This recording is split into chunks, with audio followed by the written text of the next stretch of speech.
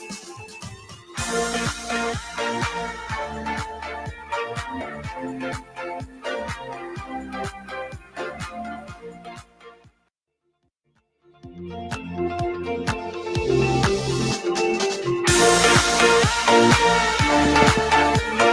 afternoon, everyone. I hope you're well. My name is Laura, and I am a sexuality educator. I work predominantly with youth and with adult women in spaces where there is no access to sexuality education. My work is mainly focused in Latin America, and I really look at what topics are full of stigma, full of shame, which boundaries, which limitations do people have, especially women and youth, and where I go where people don't want to go. I go where we're not allowed to go and talk. So what I've noticed is that the topics that are taboo in Latin America are very similar to the topics that are taboo in other places I've been to. I'm originally from Europe, and so this contrast that I've seen, or the similarities, is pretty striking.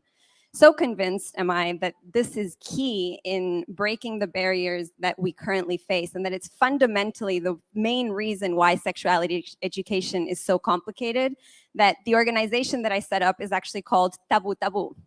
So what are taboos? I think some taboos are helpful, right? When we think about taboos around sex and sexuality, there are certain taboos that we want to instill in our communities. There's certain behaviors that are illegal. There's certain behaviors that protect us, and we want to maintain those. But there's other taboos around sex and sexuality that are very unhelpful. They just repeat and load the feelings of limitations that we feel as individuals, and they make sex and sexuality an aspect of our lives that can actually be very overbearing and over intimidating. So when I mean taboos around sex, let's take a look at what that means actually.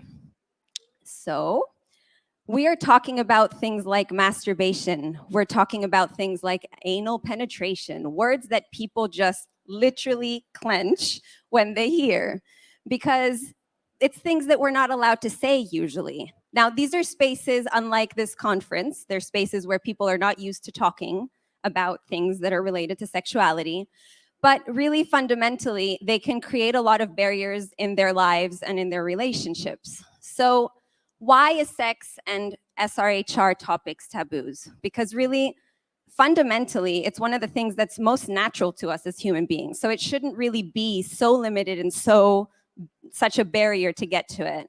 And really, I believe, and through the conversations that I've had with people, that the main reason why there are so many taboos about sex and sexuality is because we have an inherent need to belong as human beings. We want to belong. And so anything that we think that we're into, or that we're thinking of, or that we want to know more about, that maybe other people are not into, that automatically becomes a taboo. We become self-aware, and because everybody else who might be thinking the same thing is also feeling that isolation, then we're just reinforcing the barriers and the boundaries that we're putting up historically. So by definition, taboos are actually upheld by silence. And when we maintain that silence, we're reinforcing the taboo. We're making everybody else feel that what they're thinking or what they're wanting to explore is something that they shouldn't. When actually we could put out there the fact that the taboos would not exist if we just talked about them openly. So that's what I do. I talk about the taboos. I create spaces like a lot of sexuality educators. Really, I'm not breaking any new ground there.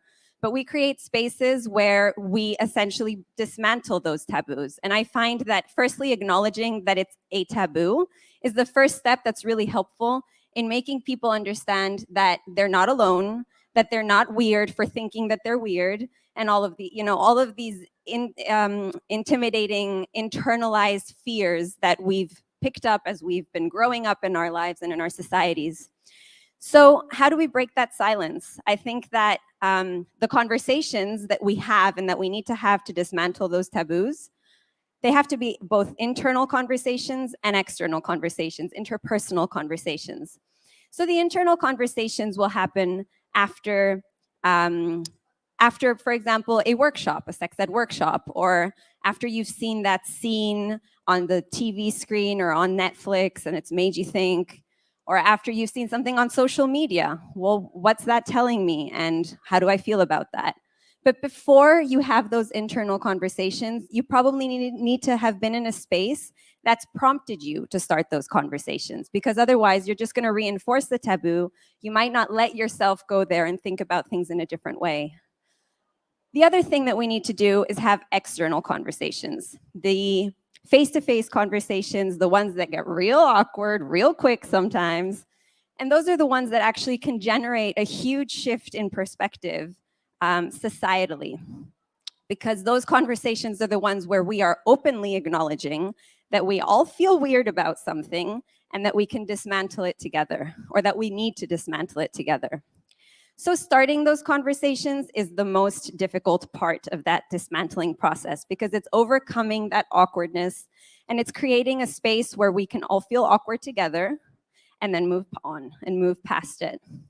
So what I'm here today to do is to see which conversations we feel we need to get started first. So I'm going to share with you a QR code, and that QR code is going to take us to a page where you can participate in a word cloud, and people online will also be able to participate. So rest assured, we want everybody's input. And what we want to hear, what I want to hear particularly, is which topics you think are the most important and most urgent topics that we need to tackle.